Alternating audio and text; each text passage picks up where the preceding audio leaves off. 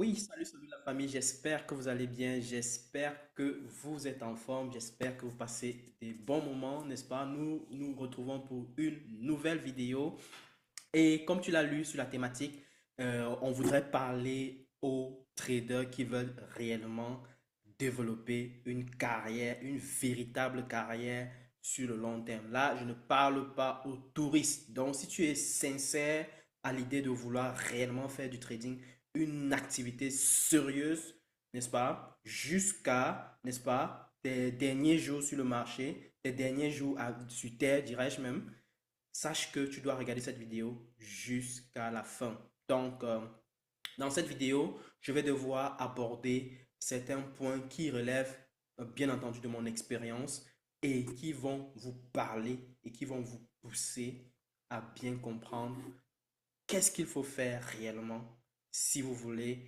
aller très loin dans le trading. Asseyez-vous confortablement, mettez-vous à l'aise, partagez au maximum cette vidéo et surtout posez vos questions en commentaire. Ça va me permettre de pouvoir éventuellement mieux étayer certains points d'ombre que vous avez encore à votre niveau. Parce que ici, comme je vous ai dit, on est là pour grandir ensemble. On est là pour bâtir ensemble une communauté de véritables traders. Pas de traders ambulants, pas de traders wassa wassa. On veut faire les choses sérieusement. D'accord? Donc, du coup, on va aborder ici 5 points essentiels que vous allez devoir noter. Prenez déjà même un carnet de notes et notez ces points-là qui vont réellement ressortir de mon expérience et qui vont potentiellement vous aider à corriger le tir, à affiner, à peaufiner vos réactions, vos pratiques sur les marchés et qui vont peut-être vous aider à progresser encore plus vite. Donc, déjà, pour le premier point que je voudrais préciser, c'est que il faut préciser que moi, quand je démarrais le trading, j'étais clairement un étudiant et j'avais également un job. J'avais également, j'étais très occupé. Ce qui fait que j'étais en même temps en train de batailler pour pouvoir suivre mon activité scolaire, suivre aussi mon travail et aussi m'atteler à pouvoir faire bien mon trading. Il n'y avait pas assez de temps. C'était difficile, c'était compliqué. Mais il fallait se créer ce temps-là pour pouvoir avancer. Il fallait absolument que je trouve ce temps. Donc du coup, j'ai dû renoncer à pas mal de choses dans mon processus d'apprentissage pour pouvoir faire du trading ma priorité. Donc, c'était vraiment la décision forte qu'il fallait prendre et j'étais prêt à le faire parce que, sincèrement parlant, j'avais vu en le trading la liberté, cette possibilité de pouvoir faire ce que je veux de n'importe où dans le monde. Ça, c'est ce que moi, personnellement, en tout cas, j'ai perçu dans le trading et je pense que c'est quelque chose qu'on peut transmettre sérieusement à sa progéniture comme héritage. Donc, voilà ce qui m'a motivé. C'était pas facile, c'était vraiment compliqué. Et j'ai dû passer par des chemins bizarres, par des obstacles bizarres, où j'étais dans mes débuts extrêmement négatif dans mes résultats. J'ai dû vivre vraiment des périodes difficiles en termes de résultats. Ça a demandé que je travaille fort. Ça a demandé que je consulte, n'est-ce pas, mes résultats de plus près, d'analyser mes résultats, de comprendre pourquoi j'ai fait échec. Et avec ces analyses-là, à un moment donné, j'étais à break-even. Pour ceux qui font du trading, ils vont comprendre ce que ça veut dire. Quand on dit break-even, ça voudrait tout simplement dire que tu es dans un état, tu es à un niveau où tu ne gagnes pas de l'argent, mais tu ne perds pas également. Donc, ça voudrait dire que tu vas faire des jours où tu gagnes et tu vas faire des jours où tu perds et finalement, tu soldes à zéro quasiment à chaque mois. Donc, c'était aussi une période difficile où il fallait passer, il fallait traverser cette étape-là psychologiquement. Ça a pris beaucoup de mois, ok, pour pouvoir traverser cette période-là parce que ça ne faisait que se répéter et se répéter encore. Donc, il fallait traverser cette période psychologique-là. Et je peux vous dire, vous qui êtes dans cette démarche en tant que trader, vous allez devoir vivre cette étape-là. Vous allez devoir vivre ces étapes-là. Une première période où vous allez être purement négatif dans vos comptes, ok? Vous allez perdre de l'argent. C'est incontournable malheureusement. C'est ça la voie de l'expérience, ok? Vous allez perdre de l'argent. À un moment donné, vous allez devoir être à break-even. Vous allez devoir perdre, gagner, perdre, gagner, perdre, gagner, perdre, gagner. Donc, vous serez quasiment à 0-0 en termes de rentabilité. Donc, vous ne gagnez pas, vous ne perdez pas. Mais il va falloir briser cette glace-là également pour pouvoir passer maintenant à la rentabilité. Et c'est là où tu dois encore redoubler d'efforts psychologiquement et techniquement et affiner maintenant tes procédures, affiner maintenant tes approches pour pouvoir, n'est-ce pas, aller maintenant chercher cette rentabilité. Et donc, du coup, l'un des premiers points qui m'a permis de pouvoir aller chercher cette rentabilité-là, c'était de pouvoir comprendre qu'en réalité, sur le marché, tu n'as vraiment pas besoin d'avoir raison. Malheureusement, beaucoup de personnes vont trader en cherchant à avoir raison sur les marchés. Ça, c'est une leçon qui m'a été donnée de plein fouet, ok, sur les marchés avec une longue période d'expérience.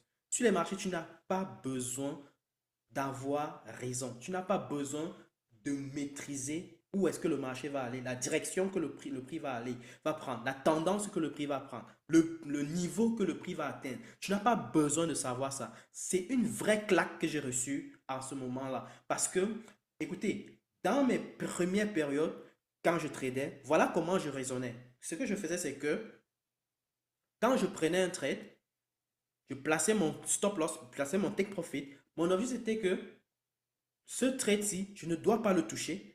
Mon but, c'est que le trade, il évolue. Soit il va aller toucher le take profit, soit il va aller toucher le stop loss. Ça, c'est une première chose que j'ai dû mettre en place.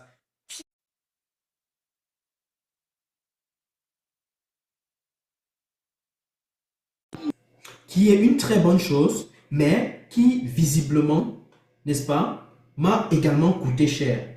Moi, j'ai compris que en réalité, les décisions qu'on prend en termes de take profit et de stop loss sont en général des décisions très approximatives.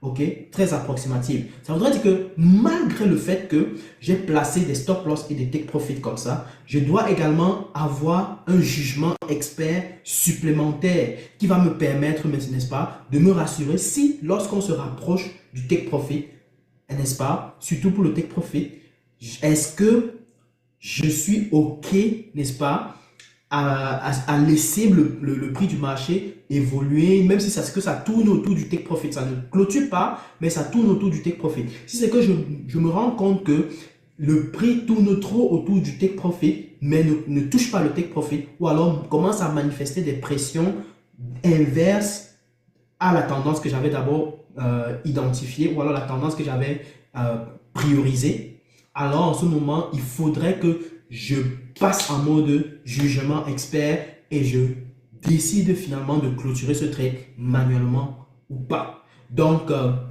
ça c'est quelque chose qui m'a permis de changer brutalement, n'est-ce pas, mon trading. Je dis bien brutalement parce que j'avais compris réellement que rien n'est parfait. Tu ne peux pas tout maîtriser. Tu ne peux pas avoir raison sur tout. Ça, c'est clair.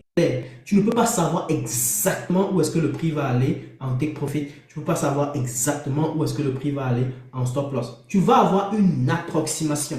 Tout ce qu'on fait, ce sont des approximations. Malgré, quelle que soit la méthode, tu vas me dire que telle méthode est très précise, mais je peux te dire clairement que tout ceci n'est rien d'autre qu'une approximation, une estimation. Ok, donc du coup, on doit s'accorder cette marge d'erreur qui doit être corrigée maintenant avec notre jugement d'expert et qui va en réalité, qui ne doit pas être imbibé d'émotions. Ok, donc ton jugement d'expert à ce niveau ne doit pas être badigeonné d'émotions. Tu dois raisonner, tu dois continuer à raisonner de manière très objective et pouvoir atteindre, n'est-ce pas, à aboutir à une décision très objective sur est-ce que je dois clôturer ce trade manuellement ou alors je dois le laisser finalement de manière concrète et qu'il aille clôturer le take profit. Ça, c'est un point important. Une autre chose, c'est de pouvoir absolument savoir si le Nasdaq va par exemple atteindre 10% de hausse ou alors 1% de hausse, des prévisions, faire des prévisions exactes. Non, tu ne peux pas faire des prévisions exactes. Tu ne peux pas faire des prévisions exactes de tendance. La tendance peut, en fait, tout peut arriver en réalité sur le marché. Tout peut arriver et à tout moment sur les marchés. Et on le voit encore aujourd'hui avec l'expérience qu'on a, que ce soit sur le marché des devises, que ce soit sur le marché des indices, que ce soit sur le marché des cryptos.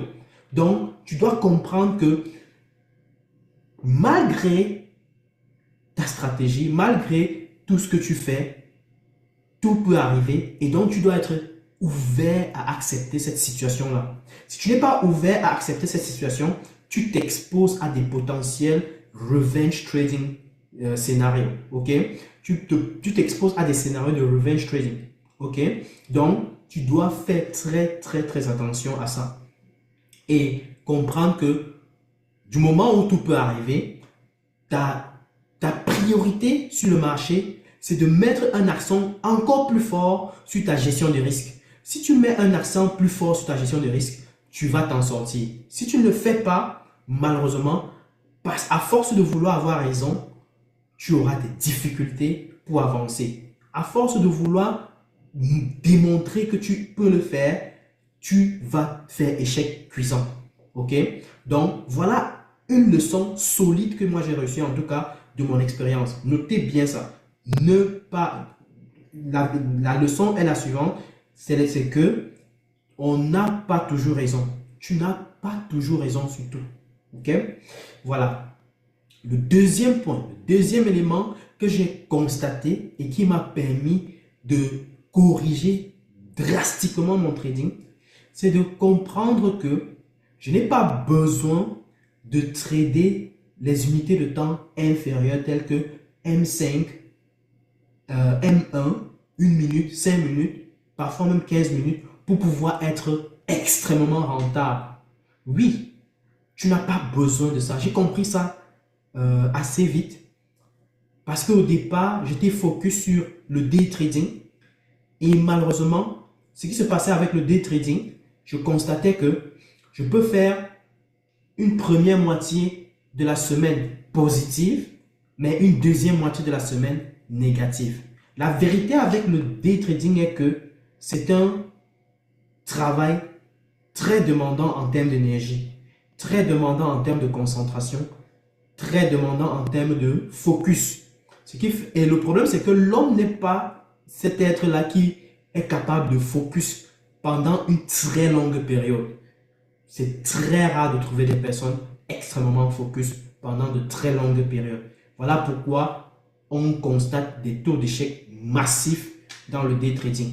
Beaucoup ne vont pas identifier cela. Mais moi, après quelques recherches, j'ai pu constater cela très vite. Et j'ai compris que, en réalité, c'est tout simplement le fait que, après en réalité, une certaine période dans la semaine, je perds en termes de concentration. Ce qui veut dire que je perds en termes de lucidité. Ce qui fait que je n'ai pas en réalité besoin de trader toute la semaine pour pouvoir être gagnant. Mais malheureusement, c'était extrêmement difficile de pouvoir lâcher cette partie-là. C'est-à-dire, par exemple, je veux trader lundi, mardi, mercredi et je gagne de l'argent, mais à partir de jeudi, vendredi, je perds de l'argent. Et je perds même totalement tout ce que j'ai gagné pendant lundi et mardi. Et parfois, je perds même beaucoup plus. Donc, je peux même me retrouver finalement à la fin de la semaine en perte. Parce que j'ai voulu peut-être me rattraper sur certaines gains que j'avais réalisés. Je commençais à regretter. Pourquoi est-ce que j'ai tradé ceci? Pourquoi est-ce que j'ai tradé cela? Pourquoi est-ce que... Donc, c'est en fait ça tombe dans des zones de regret. Ça tombe dans des zones de revanche sur les trades. Ça tombe dans tout et n'importe quoi sauf du trading. Donc, il faut comprendre que plus tu vas trader sur des unités de temps inférieures, plus tu vas avoir des signaux extrêmement faux, des très faux signaux, des mauvais signaux de trading, des mauvaises opportunités, des opportunités imbibées d'aléas.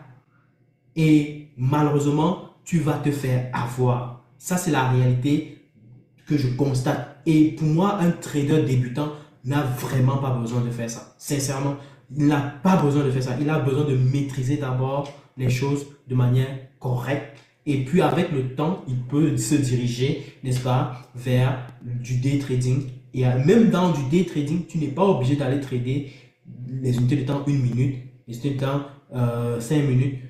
Parce que 1 minute, c'est déjà quasiment du scalping. Et le scalping est encore beaucoup plus émotionnel. Donc, tu vas être beaucoup plus tenté à prendre des trades sous l'émotion plutôt qu'à prendre des trades de manière purement objective. Donc, ça va en fait briser ton objectivité et ça va mettre en exergue ton émotion. C'est ça la réalité des unités de temps inférieures. Et donc, pour moi, lorsque j'ai dû bannir les unités de temps inférieures et je me suis concentré sur les unités de temps supérieures, je me suis bien rendu compte que je faisais je faisais de très bonnes sélections d'opportunités et je n'avais pas besoin de mettre tout mon temps sur les marchés pour pouvoir être profitable. Ça a vraiment changé beaucoup de choses dans mon trading et ça m'a même donné beaucoup plus de paix et de sérénité. J'ai déjà dit ici à mes étudiants à plusieurs reprises que le trading est une activité qui demande une extrême sérénité. Si tu n'es pas serein dans ton activité en tant que trader, sache que tu vas échouer et échouer avec les pieds en l'air. Ça, je le dis et je me répète. Si tu, n'est-ce pas, n'es pas prêt à faire les choses correctement, dans la sérénité, tu vas échouer avec les pieds en l'air. C'est indiscutable, c'est incontournable. Tu ne vas pas y échapper. Ça, c'est clair. OK? Donc, il faut absolument te mettre ça en tête et comprendre que ça va te demander de travailler sérieusement sur ta paix et sur ta sérénité. Et je peux déjà te dire, tout ce que je donne comme éléments ici vont contribuer à cela, vont beaucoup contribuer à cela. Et tu dois donc comprendre que si tu travailles sur les unités de temps supérieures, telles que les unités de temps H1, H4, daily et même weekly, tu es en train de diminuer ton intervention régulière sur les marchés, mais tu es en train de te donner aussi du temps pour faire autre chose. Parce que quand tu fais autre chose, tu oublies aussi un peu toute l'énergie que tu accordes au trading et ça te donne aussi cette sérénité-là, ça t'accorde aussi cette paix intérieure et qui te permet d'avoir cette lucidité pour prendre des bonnes décisions. Le trading, c'est une séquence de décisions que tu prends. Donc, tu as besoin d'être extrêmement lucide, extrêmement serein dans ton esprit pour pouvoir prendre des meilleures décisions. C'est ça la réalité. OK? Donc, pensez-y, réfléchissez-en et ça va vous permettre de pouvoir bien comprendre les raisons concrètes qui me permettent de pouvoir aller vraiment sur cette approche-là.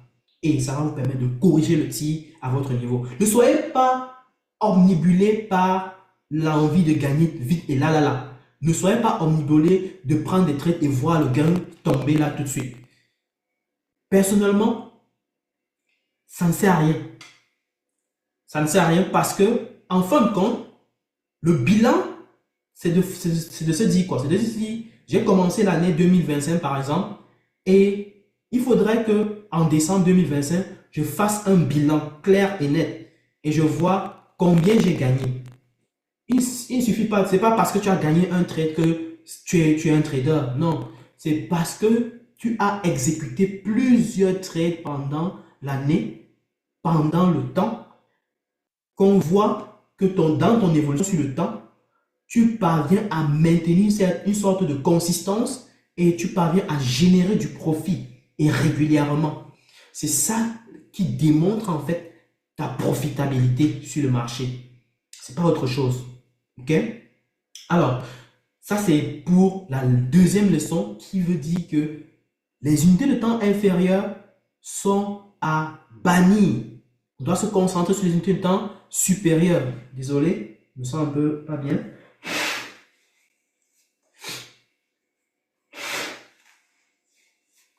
Alors,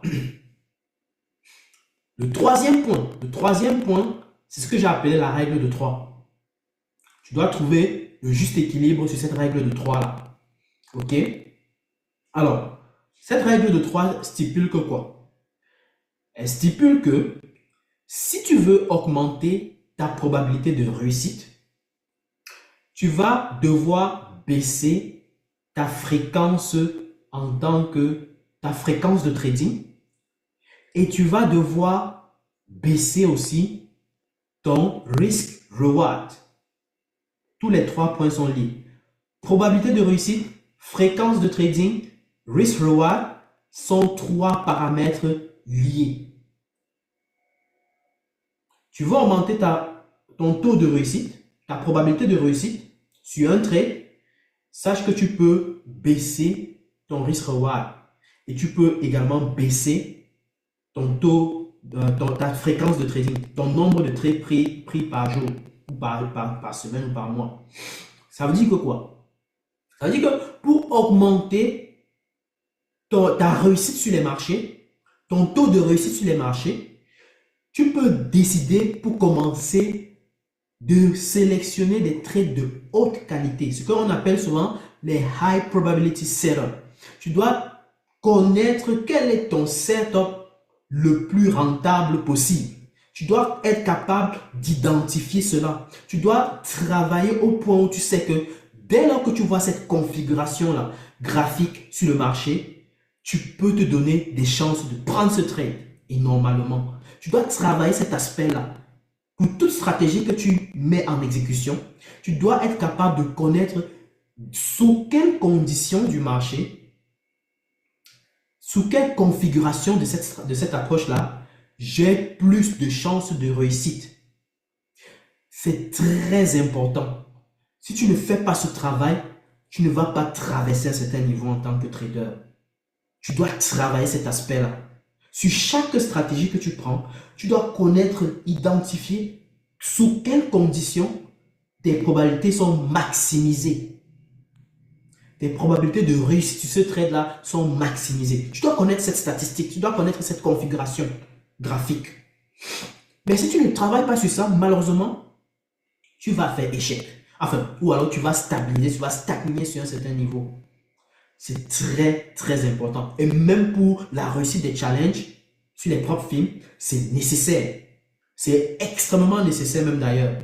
Parce que tu sauras que dès lors que tu vois ça, tu peux décider même d'acheter ou alors de t'inscrire sur un challenge pour aller réussir ce challenge. Ou alors de t'inscrire pour avoir un compte direct pour réussir directement la validation de ce compte-là. C'est comme ça qu'on réussit, n'est-ce pas, sur les marchés. En tout cas, plus tu vas travailler sur cet aspect, plus tu vas te donner des chances de briser la glace, briser les barrières et aller à un niveau supérieur. Oui, oui, ça je te le dis clairement. Donc, comprends que tu vas devoir baisser ton nombre de trades pris par semaine ou par mois ou par jour pour pouvoir te concentrer sur les high probability setup. Et tu peux par ricochet aussi baisser ton risk reward. Et là, tu auras maximisé ta probabilité de réussite. OK? Mais si tu veux avoir une probabilité de réussite faible, forcément, il suffit juste d'augmenter ton risk reward. Il suffit d'augmenter ton risk reward ou alors d'augmenter même ta fréquence de trading. Et quand tu augmentes ta fréquence de trading, tu vas commencer à prendre tout et n'importe quoi. Tu vas prendre n'importe quel genre de trade. Parce que tu n'es plus focus sur la qualité. Tu es focus maintenant sur la quantité. Donc, il faudra, si tu veux réussir, si tu veux passer à un autre niveau en tant que trader, apprends dès aujourd'hui à reconnaître tes meilleurs setups. C'est crucial. Tu peux les noter. Setup qualité A, qualité B, qualité C, qualité D. Tu peux noter ça en 4 catégories. Qualité A, peut-être c'est les meilleurs. Qualité B, c'est un peu meilleur. Qualité C, c'est pas très correct. Et qualité D, c'est qualité incorrecte. Totalement incorrect. Tu peux les classifier comme ça. Apprends à les nominer comme ça. Et tu vas pouvoir commencer à reconnaître ce que tu recherches réellement sur le marché. Et tu vas te concentrer sur ce que tu recherches réellement sur le marché. Ça, je te le dis, c'est un gros conseil qui va te sauver. OK? Donc, retiens bien cette règle de 3. Taux de réussite ou alors probabilité de réussite, est dépendant de la baisse de mon risk reward et de ma fréquence de trading. Voilà. Quatrième point que tu dois réellement retenir comme leçon, ok, c'est de pouvoir faire un journal de trading. Il faut faire un journal de trading. Il faut noter tout ton bilan en tant que trader. Note tes pratiques. Enregistre-toi. Enregistre toutes tes pratiques sur le marché. Dans le programme de formation Trading Pro, nous avons mis en place tout un système qui permet aux étudiants de pouvoir identifier leurs pratiques sur les marchés, n'est-ce pas? Et savoir comment est-ce qu'ils sont en train d'évoluer, quelles sont les statistiques à leur niveau et quelles sont leurs zones de faiblesse pour pouvoir corriger. Parce que si tu ne te corriges pas, malheureusement, tu n'avances pas. Si tu n'identifies pas tes zones de faiblesse, tu n'avances pas. Tu vas tourner en rond. Tu vas croire que tu l'as dans la tête, mais sache que tu as besoin d'avoir un visuel, une image claire, bien perceptible, concrète, qui te permet de dire que dans cette zone d'intervention, ça ne marche pas. Dans ces unités de temps, ça ne marche pas. Moi, c'est parce que je faisais un journal de trading que j'ai pu identifier que les unités de temps inférieures ne marchaient pas avec moi. Il fallait absolument changer. Et c'est ça qui m'a permis de véritablement basculer et passer à un autre niveau. Dans la famille, apprenez à faire un journal de trading. C'est crucial. C'est crucial. Un journal de trading est là pour faire un reporting, n'est-ce pas? Un reporting des statistiques de ton activité en tant que trader. Ça va te donner des informations sur les trades que tu as pris sur une période donnée, les trades gagnants, les trades perdants, la durée des trades gagnants, la durée des trades perdants, les jours où tu es le plus gagnant, les heures où tu es le plus gagnant, les jours où tu es le moins gagnant, les heures où tu es le moins gagnant, le drawdown que tu as réalisé. Et ça va te pousser à te questionner. Les paires de devises sur lesquelles tu as été le plus gagnant, les paires de devises sur lesquelles tu as été le moins gagnant, les instruments sur lesquels tu peux encore mieux performer, des choses comme ça, ça t'aide à progresser. Ton risk reward, ton profit factor, tous ces paramètres-là t'aident à savoir qu'est-ce que tu dois corriger. Ton espérance de gain, tu dois connaître ça. Si tu n'as pas d'informations sur ces choses-là, malheureusement, tu végètes. Tu es en train de végéter sur les marchés. Tu dois absolument corriger cela. Ça, je le dis clairement parce que c'est clairement les choses que tu dois implémenter. Si tu ne l'as pas encore fait, prépare-toi à le faire dès maintenant. Et si tu ne sais pas comment le faire, inscris-toi à un programme de formation pour qu'on t'apprenne à le faire. C'est important. Si tu es sincère que tu veux évoluer dans ton trading, sois sincère dans ton avenir et investis dans ton avenir. C'est ça la vérité. N'aie pas peur d'investir dans ton avenir. Ça va te sauver la vie. Et c'est parce que moi, personnellement, j'ai investi, c'est parce que les autres ont investi dans leur avenir qu'ils progressent. Tu veux progresser sans jamais investir dans toi, ça ne va pas marcher. C'est la loi du sacrifice, la loi du compromis. Ok? Donc, tu dois être capable de comprendre cela. Le journal de trading est un outil très puissant. Très, très puissant. Et ça va te forcer à forger ton mindset. À forger ta façon de raisonner sur le marché. Ta façon de voir les choses. Ça va te mettre même en confiance sur certaines paires de devises que tu traites. Ok?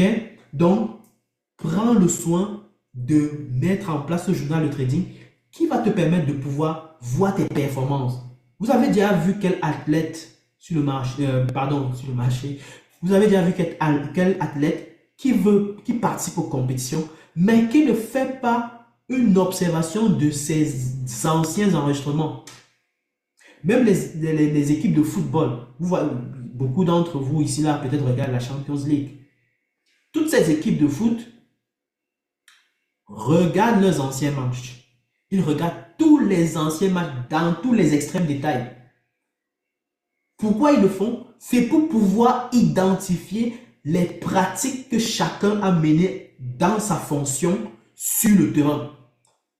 Si tu as mal mis en place ta pratique sur le terrain, tu dois être appelé à corriger. Tu dois t'entraîner dans un sens de corriger ta fonction. C'est ça que tu dois imiter. C'est cette approche-là que tu dois imiter en tant que trader. Ok? Donc, ton journal est là pour enregistrer ce que tu as fait sur le marché et te montrer ça de manière froide et te dire que voici ce que tu continues de faire et voici donc les éléments que tu dois corriger. Donc, apprends à le faire. C'est important. C'est important. Si tu ne le fais pas dès maintenant, vas-y, commence à le faire maintenant. Commence à même, si tu ne sais pas comment le faire, et ouvre même un cahier, tu fais un tableau, tu listes tous tes trades, tu notes les trades que tu as pris.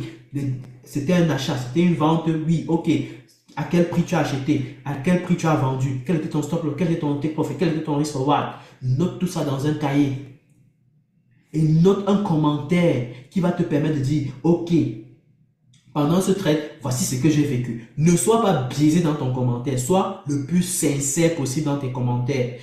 Quand tu seras le plus sincère possible, tu vas pouvoir identifier tes faiblesses. Quand tu seras le plus humble possible, tu vas pouvoir identifier tes faiblesses et tes forces. Et tu vas pouvoir avancer. Mais si tu as un commentaire biaisé dans tes pratiques, ne te justifie pas.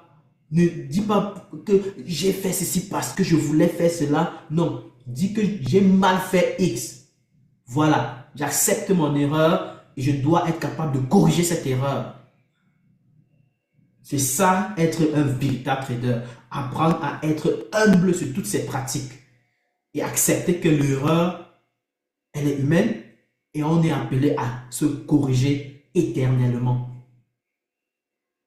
D'accord? Donc, ça c'est le quatrième point qui est très important pour moi, pour toi qui veux être, n'est-ce pas, un véritable trader sur le long terme, un vrai trader, pas le trader wassa-wassa. Ok?